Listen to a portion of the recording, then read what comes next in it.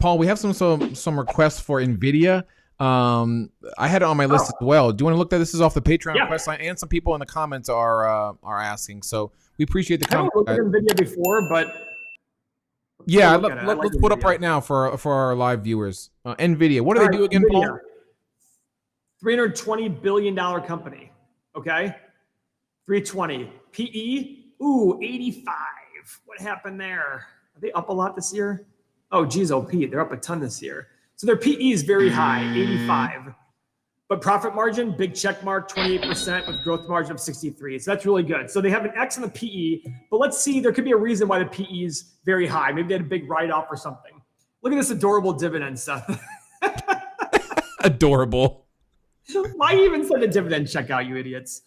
All right. Okay, how about pillar number 3 is revenue growth over the past 5 years, Paul? It's doubled, but from 5 billion to 11 billion. But I'm willing to bet there were some acquisitions in here that made this big jump here. So we'll look at that. But remember, there's 2 ways of growing: organically through your own, internal growth, or making acquisitions. Of course, I want the business to internally, organically grow more than acquisitions. But technically, it's still a check mark.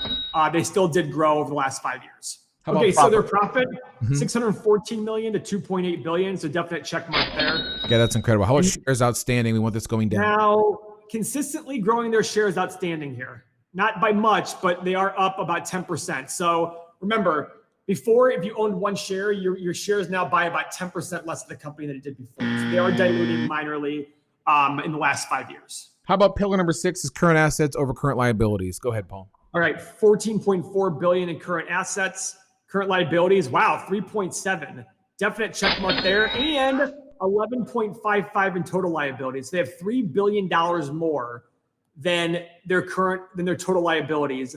And it's not much, it's about 1% less than the total market cap. So that's really awesome. They have more cash on hand than all liabilities total. How about free cash flow growth, Paul, which is pillar number 7? All right, you ready? I got it. Definitely a growth from 1.1 billion to 4.3 billion. So 1.1, 4.3, 3.1, 3, 1.5. Average is 2.6, Paul. Now, there's a lot of growth in the last 5 years in their free cash flow. So 2.6, you said, what was it, 2.6? 2.6, yeah.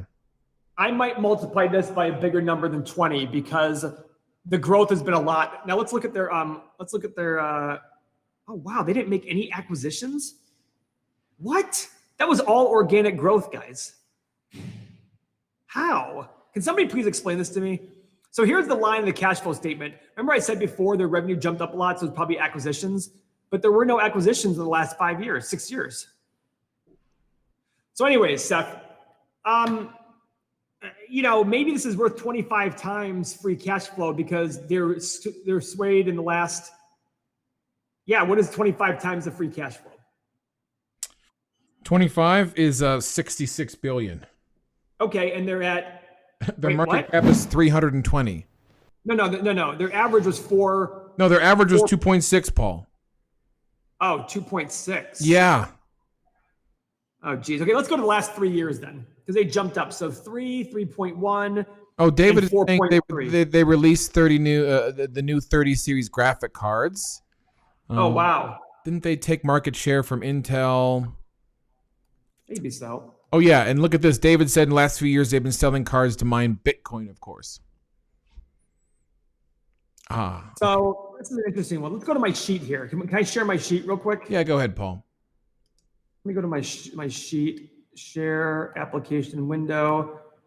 It talks about the stock. So the revenue growth has been 34.3%. That is probably not sustainable. So I'm going to push that down to 50% on the high side. It might even be lower than that. If I want 10% NPV, 15, keep the profit margin the same, I currently have a price of 175 for the stock, and it's at 516. So it needs to drop a lot. But that makes sense.